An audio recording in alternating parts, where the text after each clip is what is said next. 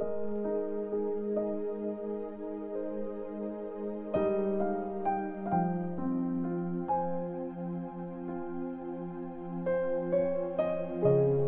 chapter 13. Pinili at pinadala sina Barnabas at Saul. May mga prophets at teachers sa church sa Antioch. Si Barnabas, si Simeon na tinatawag ding Maitim, si Lucius na taga Cyrene, si Manaen na kababata ni Herod na ruler ng Galilee, at si Saul. Habang nag-serve sila sa Panginoon at nagpa-fasting, sinabi ng Holy Spirit sa kanila, "Ibukod niyo para sa akin sina Barnabas at Saul para gawin ang trabaho na hinanda ko para sa kanila." Nag-fast sila at nag-pray. Pinatong nila ang mga kamay nila sa dalawa para ipakita na pinili sila para sa gawaing ito, at saka sila pinaalis.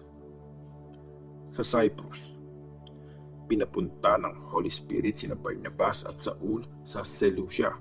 Tapos, sumakay sila ng barko galing doon papunta sa isla ng Cyprus.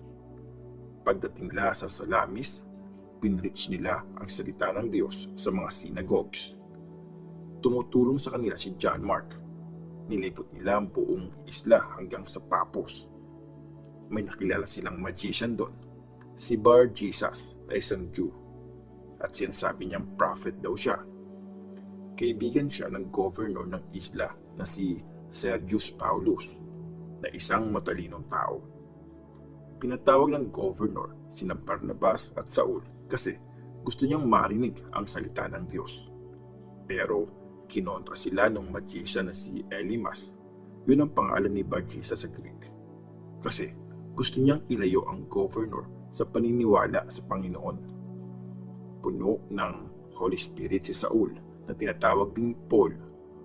Tinitigan niya yung magician at sinabi niya, "Ikaw, anak ka ng demonyo.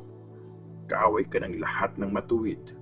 Puno ka ng lahat ng pandaraya at panluloko. Hindi ka ba talaga titigil sa pagbaluktot sa lahat ng totoo tungkol sa Panginoon? Paparusahan ka ng Panginoon ngayon. Pabubulag ka at di ka makakakita sa loob ng ilang araw." Naramdaman agad ni Elymas na parang may maitim na ulap na tumakip sa mga mata niya. Naglakad siya at naghanap ng taong pwedeng umalalay sa kanya.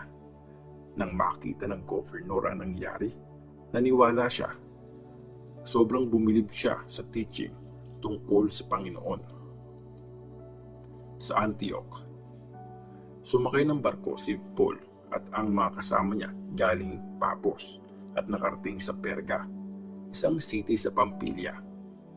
Humiwalay na doon si John Mark at bumalik sa Jerusalem. Galing Perga, tumuloy sila sa biyahe at nakarating sa Antioch sa Pisidia. Nung araw ng Sabath, pumunta sila sa sinagogue at umupo. Pagkatapos basahin ng law ni Moses at ang mga sinulat ng mga prophets, nagpasabi sa kanila ang mga officials ng synagogue, "Mga kapatid, kung may mensahe kayo makakapagpalakas ng loob sa mga tao, magsalita na kayo." Tumayo si Paul, sumenyas at nagsalita, "Mga taga-Israel at lahat ng Gentiles na nandito at sumasamba sa Diyos, makinig kayo. Ang Diyos ng bayan ng Israel ang pumili sa mga ancestors natin at ginawa niya silang malaking bansa noong panahon na nakatira pa sila sa Egypt.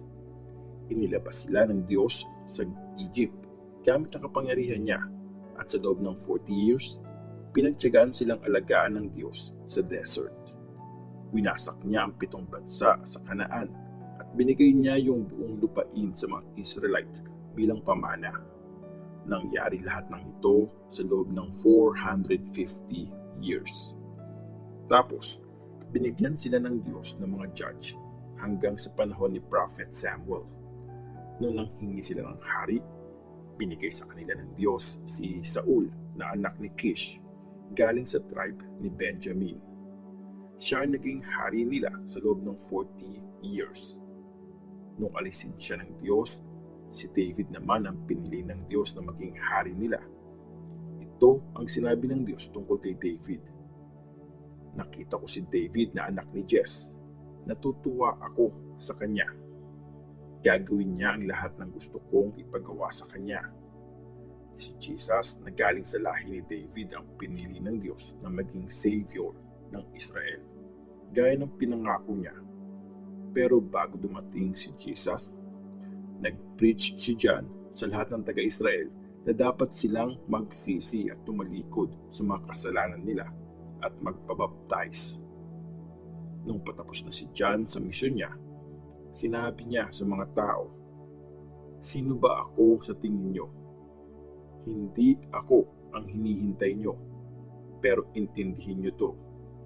Darating siyang kasunod ko at hindi ako deserving kahit magtanggal lang ng sandals niya." Mga kapatid kong Israelites na galing sa lahi ni Abraham at sa mga Gentiles na sumasamba sa Diyos, sa atin pinadala ang mensaheng ito ng kaligtasan. Hindi kasi nakilala ng mga taga-Jerusalem at ng mga leaders nila kung sino si Jesus, at hindi rin nila naintindihan ang sinabi ng mga prophets na lagi nilang binabasa tuwing araw ng Sabbath. Pero tinupad nila ang mga sinabi ng prophets noong hatulan nila si Jesus. At kahit wala silang mahanap na dahilan para hatulan siya ng kamatayan, hiniling pa rin nila kay Pilate na ipapatay siya. Nung nagawa na nila lahat ng nakasulat sa scripture tungkol sa kanya, binaba nila si Jesus sa krus at inilibing. Pero binuhay ulit siya ng Diyos at maraming araw siyang nagpakita sa mga sumama sa kanya mula Galilee hanggang Jerusalem. Sila ngayon ang mga witness niya sa mga taga-Israel. At nandito kami ngayon para dalhin ang magandang balita sa inyo. Nangako noon ang Diyos sa mga ancestors natin. At ngayon, tinupad niya sa atin ng mga anak nila ang pangakong yon. Tinupad niya yon nung buhayin niya ulit si Jesus. Ganon din ang nakasulat sa pangalawang awit. Ikaw ang anak ko, sa araw na ito, naging tatay mo ako. Binuhay muli ng Diyos si Jesus at hindi niya hinayaang mabulok ang katawan nito sa libingan. Ganito ang sinabi ng Diyos. Ibibigay ko sa iyo ang banal at maaasahang blessings na pinangako ko kay David. At sinabi rin niya sa isa pang awit, hindi mo hahayaang mabulok sa libingan ang tapat mong lingkod. Nung buhay pa si David, sinunod niya ang kalooban ng Diyos. Tapos, namatay siya at inilibing kasama ng mga ancestors niya at nabulok ang katawan niya sa libingan. Pero hindi ito nangyari kay Jesus. Pinuhay siya ulit ng Diyos. Mga kapatid, dapat niyong malaman na dahil sa taong ito kaya na-preach sa inyo ang mensahe tungkol sa pagpapatawad ng mga kasalanan. At dahil sa kanya, pinalaya na sa lahat ng kasalanan ang lahat ng naniniwala. Hindi kayo kayang palayain dito ng law ni Moses. Kaya mag-ingat kayo para hindi mangyari sa inyo ang sinabing ito ng mga prophets. Makinig kayo. Kayo mga nanlalait sa Diyos. Masinta kayo at mamatay. Dahil gagawin ko ngayon sa panahon nyo ang isang bagay na hindi nyo mapapaniwalaan kahit na may magpaliwanag pa nito sa inyo. Habang palabas sina Paul at Barnabas sa sinagogue, nakiusap ang mga tao na bumalik sila sa susunod na Sabat para magsalita pa tungkol sa mga bagay na sinabi nila. Pagkaalis ng mga tao sa meeting, sinundan sina Paul at Barnabas ng maraming Jews at ng maraming Gentiles na na-convert sa Judaism. Kinausap sila ng mga apostles at encourage silang mamuhay lagi ayon sa sobrang kabaitan ng Diyos. Nung sumunod na Sabat, dumating halos lahat ng nasa bayan para pakinggan ang salita ng Panginoon. Pagkakita ng mga Jews sa napakaraming tao, sobrang nainggit sila. Kinontra nila ang mga sinasabi ni Paul at ininsulto siya. Pero mas naging matapang sina Paul at Barnabas sa pagsasalita at sinabing, Mahalagang sa inyo muna sabihin ang salita ng Diyos. Pero since kayo na mismo ang nagre-reject nito at kinoconsider nyo ang mga sarili nyo na hindi dapat makatanggap ng buhay na walang hanggan, iiwan na namin kayo at pupunta na kami sa mga Gentiles. Dahil ito ang inutos ng Panginoon sa amin. Ginawa ko kayong liwanag para sa mga Gentiles, para maligtas ang buong mundo. Nang marinig ito ng mga Gentiles, natuwa sila at pinuri ang mensahe ng Panginoon.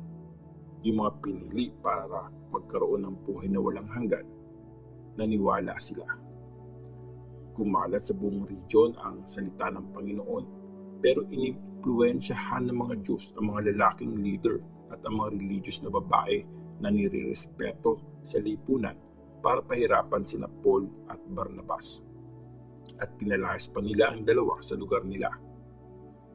Pinagpag ng mga apostles ang alikabok sa paa nila bilang protesta. Tapos, pumunta sila sa Iconium. Punong-puno ng saya at ng Holy Spirit ang mga disciples sa Antioch.